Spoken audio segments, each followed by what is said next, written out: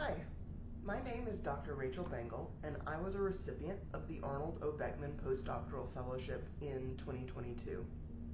This is a program to support early career chemistry researchers during their time as a postdoctoral scholar as they transition from their graduate education into independent research careers.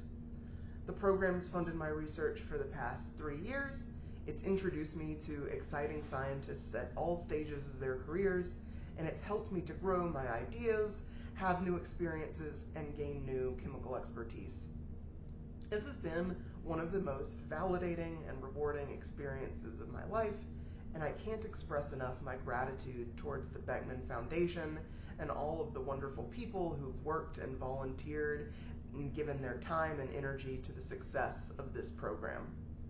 My trip to becoming a Beckman Postdoctoral Fellow began, like all of the members of my cohort, with an application and a project proposal.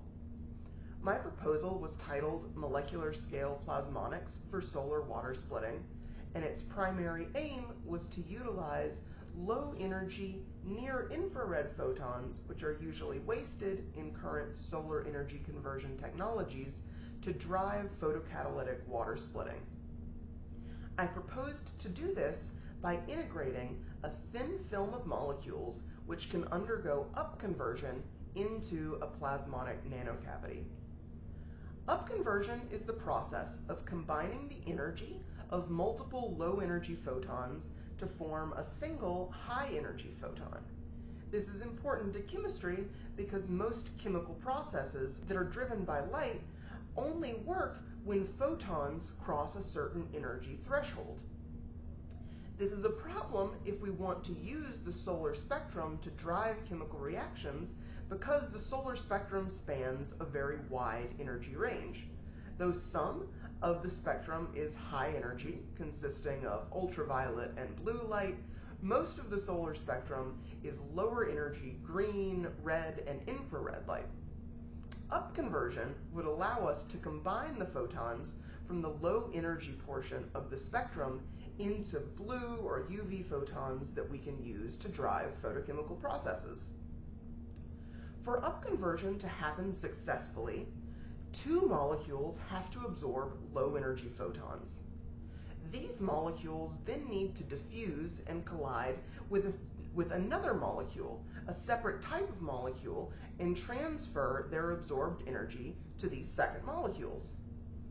These two emitting molecules then need to diffuse and collide with each other, combining their energy to form a single high-energy excited state, which can then emit the single high-energy photon that we're looking for.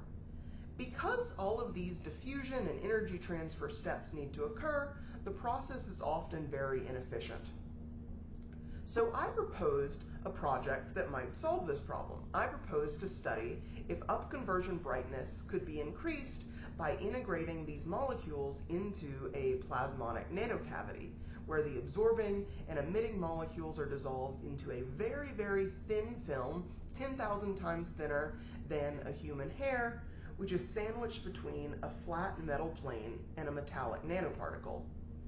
The space between the film and the nanoparticle generates an incredibly strong and incredibly small localized electric field when it interacts with light, and I proposed that these electric fields could be used to increase the efficiency of the upconversion process.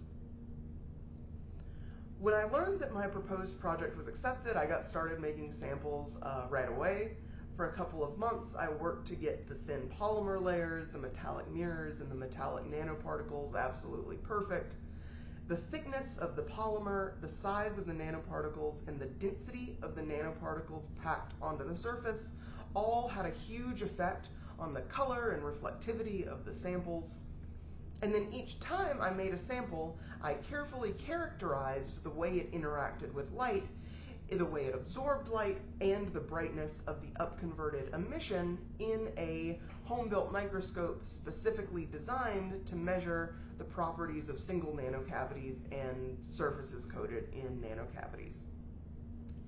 After many months of trial and error and iterative improvements, I found the conditions that I was looking for.